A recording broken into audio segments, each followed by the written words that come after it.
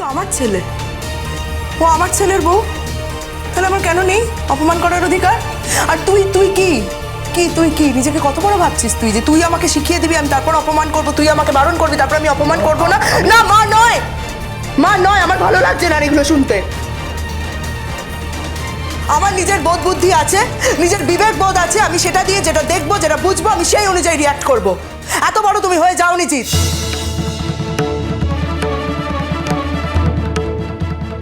কষ্ট করে আমি তোকে মানুষ করেছি জি, তিল তিল করে, দিনের পর দিন অনেক কিছু সহ্য করে এই দিনটা দেখার জন্য? না, এই দিনটা দেখার জন্য আমি তোকে মানুষ করিনি। বিয়ে নিয়ে একটা নাটক করলি, একটা মেয়েকে বাড়িতে আনার জন্য, একটা মেয়েকে বিয়ে করার জন্য তুই মিথ্যে বিয়ে করলি, তোরা মিথ্যে বিয়ে করলি এই মেয়েটাকে তোর জীবনে আনার জন্য। গুড্ডি, কেন করলে গো তুমি এটা? কেন করলে বলো? আসলে কি বলো তো গুড্ডি, তোমার যুধাজিতের শেল্টারটার প্রয়োজন ছিল, যুধাজিতের সাপোর্টটার প্রয়োজন ছিল, কিন্তু যুধাজিতের সঙ্গে সম্পর্কটার তোমার কোনো প্রয়োজন ছিল না, তাই তুমি এটা করলে। অপূর্ব, দারুণ মেয়ে তুমি, ভীষণ ভালো মেয়ে, তোমার মতন মেয়ে হয় না। আমি খুব ভালো করে জানতাম সবাই জানলে আমাকে এই কথাটাই বলবে, সেজন্য এখানে আসতে চাইনি। তোমার ছেলে এতই ভালো মানুষ যে আমাকে অনুরোধ করেছিল, আর আমি না ফেলতে পারিনি অনুরোধটা, ওটাই আসলে আমার অপরাধ হয়েছে। এখন আমার সত্যি মনে হচ্ছে আমি ভুল করে ফেলেছি।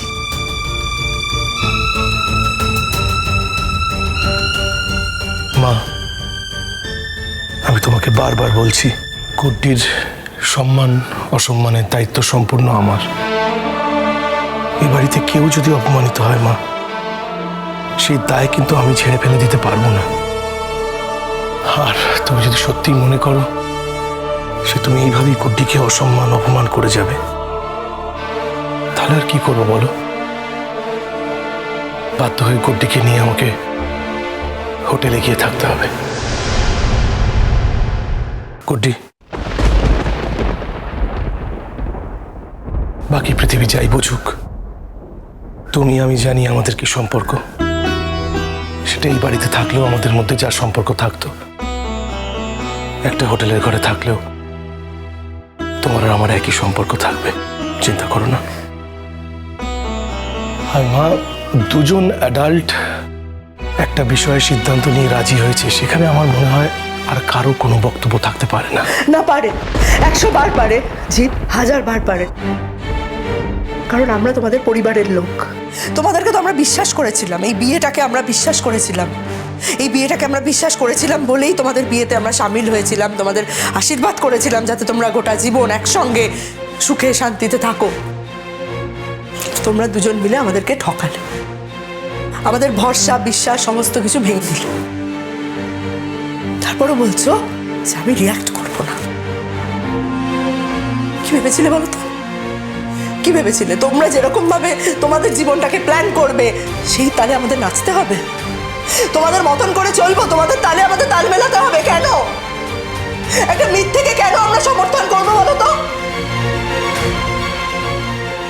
তো আমার ছেলে জি, তুই তো আমার ছেলে, তোকে আমি এত কষ্ট করে মানুষ করেছি, তুই নিজের পজিশন, নিজের সম্মান সমস্ত কিছু অর্জন করেছিস, তোর নিজের সম্মান ব্যক্তিত্ব সবকিছু তুই বিসর্জন দিয়ে দিলি একটা সামান্য মেয়ের জন্য, একটা সামান্য মেয়ের জন্য তুই নিজের সমস্ত কিছু হেলায় খুইয়ে দিলি। কেন কেন করলি বল? একটা মিথ্যে বিয়ে, একটা বিয়ে নিয়ে তোরা ছেলে মানুষই করলি বিয়ে নিয়ে। তুই তো দেখেছিস আমাকে ছোটবেলা থেকে, তোর বাবা আমাদের ছেড়ে চলে গিয়েছিল, আমাকে ছেড়ে চলে গিয়েছিল, তারপর অনেক কষ্ট করে তিল তিল করে তোকে আমি মানুষ করেছি, সমাজের গ্লানি নিয়ে, সমাজের অপমান নিয়ে। আমি তো কম সহ্য করিনি, তারপরও তুই এটা করলি। একটা একটা বিয়ের স্ট্যাম্প, মিথ্যে বিয়ের স্ট্যাম্প। আজকে যদি এই বিয়েটা তোদের ভেঙে যায়, তারপর তুই যদি অন্য কাউকে বিয়ে করতে যাস, সেই মেয়েটা কি জানবে যে তুই একটা ডিভোর্সি? তুই একটা ডিভোর্সি জিৎ, আমার ছেলে তুই আমার ছেলে হয়ে এই দুর্ঘটনাটা নিজের সঙ্গে ঘটালি কি করে? কেন নিলি এই গ্লানিটা? কেন নিলি? আমি বুঝতেই পারছি না। জি, তুই জীবনটাকে শেষ করে দিলি, তোর নিজের জীবনটাকে শেষ করে দিলি। কেন নিলি গ্লানিটা? বল, কেন নিলি? কোনো প্রয়োজন ছিল না। মা, গ্লানি, এটা গ্লানি নয় মা। আমি গুড্ডিকে ভালোবাসি। গুড্ডি আমাকে স্বামী হিসেবে না দেখলেও আমি ওকে স্ত্রী হিসেবে দেখি মা।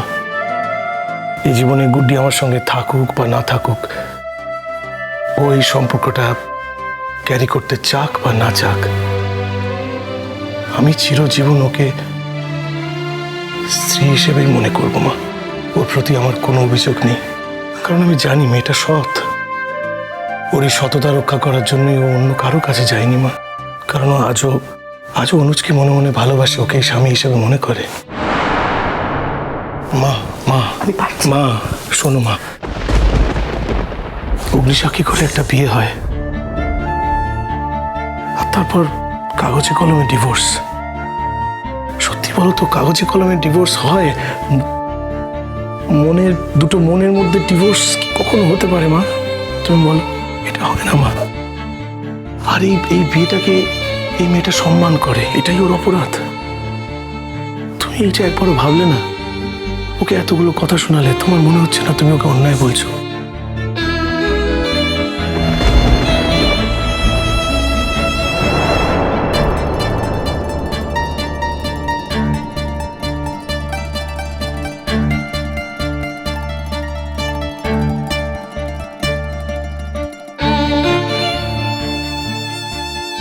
গুড্ডি, তুমি প্লিজ কিছু মনে করো না আমার এই ব্যবহারে। মা তোমায় আজ না বুঝুক, একদিন ঠিক বুঝবে। গুড্ডি, আমি তোমায় ভুল বুঝিনি। আমি জানি তোমার মনের মধ্যে কি চলে। আমি জানি তুমি সারা জীবনে কত স্যাক্রিফাইস করেছো। আমি জানি গুড্ডি। তাই একদিন তোমাকে আমি যে জায়গায় রেখেছিলাম, প্রথম দিন আমি তোমাকে যে জায়গাটা দিয়েছিলাম, আজও আমি তোমাকে সেই জায়গাতেই রেখেছি, ভবিষ্যতেও তাই রাখবো।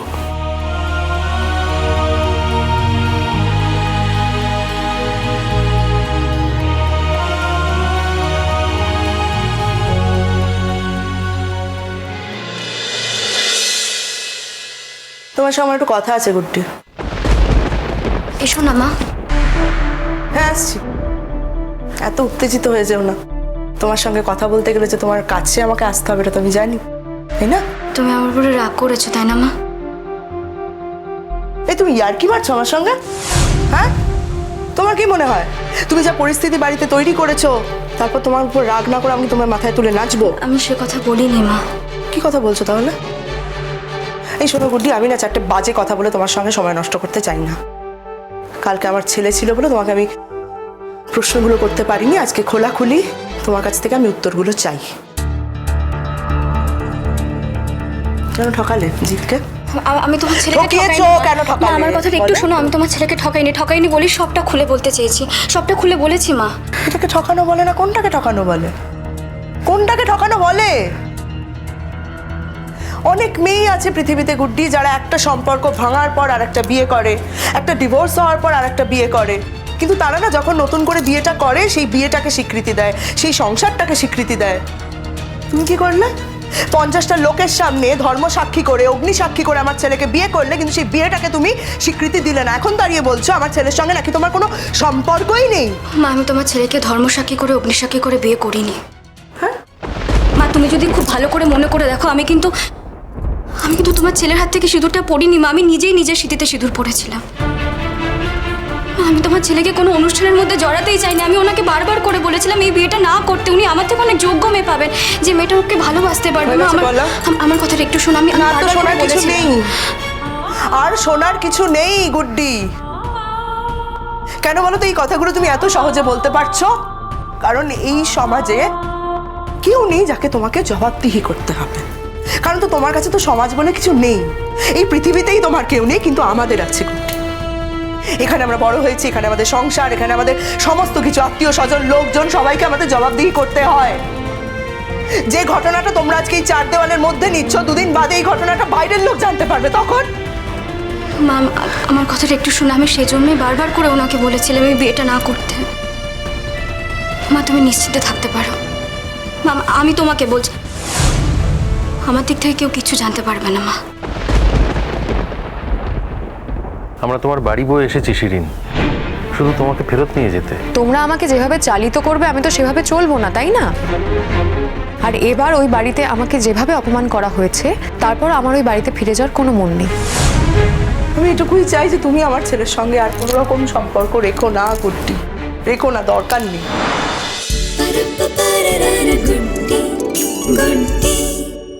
স্টার জলসার প্রিয় শো দেখার জন্য সাবস্ক্রাইব করুন আমাদের ইউটিউব চ্যানেলে এবং আপডেটেড থাকার জন্য প্রেস করুন বেল আইকন।